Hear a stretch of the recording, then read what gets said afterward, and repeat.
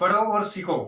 जी हाँ दोस्तों, मैं आपका दोस्त हरिओम यादव आप सभी दोस्तों का हमारे YouTube channel free Sanskrit coaching classes Biaora में बहुत बहुत स्वागत करता हूं। दोस्तों,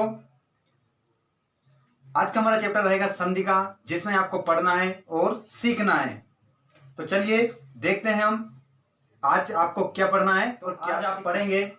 व्यंजन संधि और उसको सीखना है, उसके नियमों को आपको सीखना है। दोस्तों, जब मैं आपको व्यंजन संधि के उदाहरण बताऊंगा तो आप देखेंगे कि एक ही व्यंजन आ रहा है, लेकिन व्यंजन एक आ रहा है हर शब्द में, लेकिन बदल क्या क्या रहा है। इसलिए आपको व्यंजन संधि के नियम याद होना चाहिए। तो दोस्तों, हम आपको व्यंजन संधि के नियम बताने वाले हैं। इस वीडियो में हम जानेंगे व्यंजन संधि की परिभाषा और उसके कुछ महत्वपूर्ण उदाहरण, और अगला जो हमारा वीडियो आएगा उसमें आपको हम व्यंजन संधि के नियम बताएंगे। तो तैयार हो जाइए आप व्यंजन संधि को सीखने के लिए। पढ़िए और सीखिए। जैसे कि दोस्तों आपको पता है, अभी आपके स्कूल इस समय खुल नहीं सकते। ऐसी परिस्थिति में शायद हो सकता है आपके स्कूल अगस्त में खुल सकते हैं। तब तक आप पढ़े और सीखे हमारे अनुसार किस तरह से आप घर बैठकर ऑनलाइन पढ़ सकते हैं।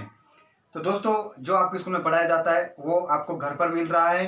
आप हमारे अनुसार चलते रहिए और आपके सिलेबस के अनुसार आप पढ़ते रहिए। तो जैसे कि हमने आपको बताया था, हमने संस्कृत हिंदी का सिलेबस भी आपको प्रोवाइड करवा दिया है कि आपको क्या क्या पढ़ना है। उसमें आपके ब्लूप्रिंट के आधार पर, कि ब्लूप्रिंट में आपको क्या क्या पढ़ना है, संधि पढ़ना है, समास पढ़ना है, क्या पढ़ना है, सब कुछ हमने उसको बता दिया है। ठीक है। तो आज हम, जैसा कि हमने बताया था, हम स्वर संधि को कंप्लीट कर चुके हैं और अगला जो हमारा टॉपिक होगा संधि को लेकर होगा।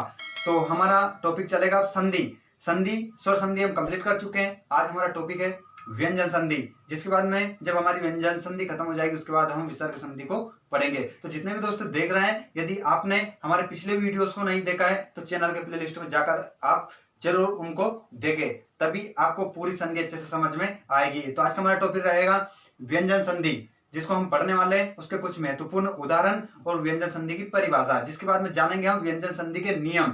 अब देखिए आप इस परिभाषा को।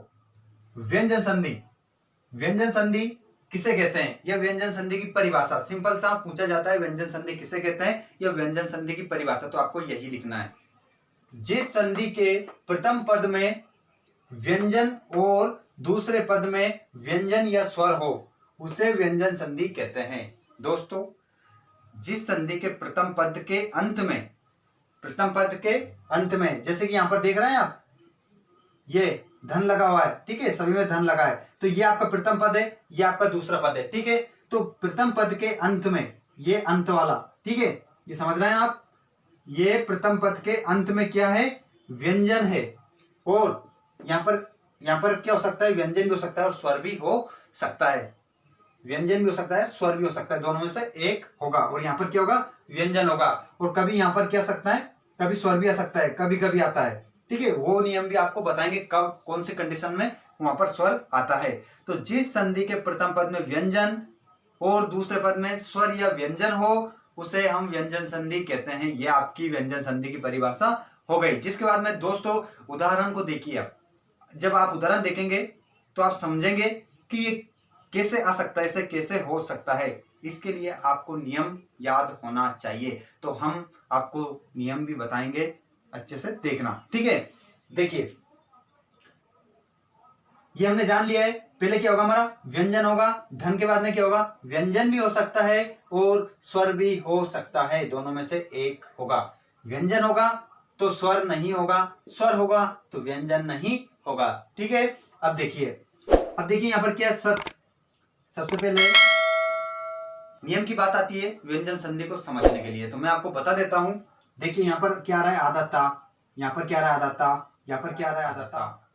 अब देखिए सभी में आदता आ रहा है, लेकिन जब ये बदलते हैं तो कोई तो जा में बदलेगा, कोई चा में बदलेगा, कोई ना में बदलेगा और कोई दा में बदलेगा। यही ता, इसके लिए नियम है। ठीक है, इसके लिए आपको नियम पता होना चाहिए, तभी दोस्तों आप संधि विच्छेद कर सकते हैं और संधि को पहचान सकते हैं। नियम आपको याद होना चाहिए, इसके लिए आपको नियम याद करने ही पड़ेंगे। दोस्तों इसके बाद जो हमारा वीडियो आएगा व्यंजन संधि के नियम को लेकर ही हम आएंगे। एक वीडियो में आपको 2 से 3 नियम हम बताएंगे, जिससे आप संधि विच्छेद आसानी से कर सके और संधि को वापिस आप जोड़ सके। ठीक है, संधि को पहचान सकते हैं कि इसमें व्यंजन संधि है, और कोई बोले आपसे संधि विच्छेद करना है तो आप आसानी से संधि विच्छेद भी कर सकते हैं। तो चलिए देख लेते हैं हम कौन सा क्या बदल रहा है। देखिए सत, उदाहरण देख लीजिए, सत सत, यहां पर क्या है, यहां पर जब धन के बाद में जा आता है, ठीक है, तो इतना किसमें बदल जाता है, ये भी जा में बदल जाता है। तो ता आधा है तो जा भी क्या बन जाएगा, आधा। इस तरह से क्या बन जाएगा, सज्जन। ठीक है, अब यहां पर देखिए, यहां पर भी सत आधा ता, लेकिन धन के बाद में यदि चा आता है तो ये ता भी आधे चा में बदल जाता है। इस कारण से क्या बन जाएगा, सच्चरित्र। जिसके बाद में देखिए दोस्तों, यहां पर भी जगत, क्या है, ये जगत है, यहां पर भी आधा ता है, लेकिन धन के बाद में यदि ना आता है तो ता भी किसमें बदल जाएगा, आधे ना में बदल जाएगा। इस तरह से यहाँ पर क्या बन जाता है, जगन्नाथ बन जाता है। अगला देखिए दोस्तों, यहाँ पर क्या है, जगत, यहाँ पर भी जगत है, देखिए यहाँ पर भी क्या है, जगत है। धन के बाद में यदि स्वर आता है तो ता का आधे दा में बदल जाना, तो इस तरह से क्या बन जाएगा, जगदम्बा। ठीक है, ये दा आधा और ये आ की मात्रा दा में लग गई, इस कारण से क्या बन गया, जगदम्बा बन गया। व्यंजन संधि के उदाहरण और उसकी परिभाषा अगला वीडियो जो हमारा आएगा उसमें हम नियम के बारे में चर्चा करेंगे। ये कैसे हुआ है, यहाँ पर ज क्यों बना है, यहाँ पर च क्यों बना है, और यहाँ पर न क्यों बना है, और यहाँ पर द क्यों बना है, इसके बारे में हम जानेंगे अगले वीडियो में। तो जितने भी दोस्त हमारे देख रहे हैं, यदि आपने हमारे चैनल को सब्सक्राइब नहीं किया है तो चैनल को सब्सक्राइब करके घंटी की बटन को दबाना ना भूले, और घंटी की बटन को दबाकर उसको आप ऑल पर करें, घंटी की बटन को ऑल पर कर ले, जिससे आने वाले वीडियो का नोटिफिकेशन आपको सबसे पहले मिलेगा और आप घर बैठे तैयारी कर सकते हैं। और दोस्तों, जब भी आपके स्कूल ओपन होंगे उसकी जानकारी हम आपको सबसे पहले देंगे। तब तक आप घर बैठे तैयारी करते रहिए और पढ़ो और सीखो। हमारे चैनल के माध्यम से आप तैयारी करते रहें। मिलते हैं अगले वीडियो में, तब तक के लिए नमस्कार, जय हिंद, जय भारत।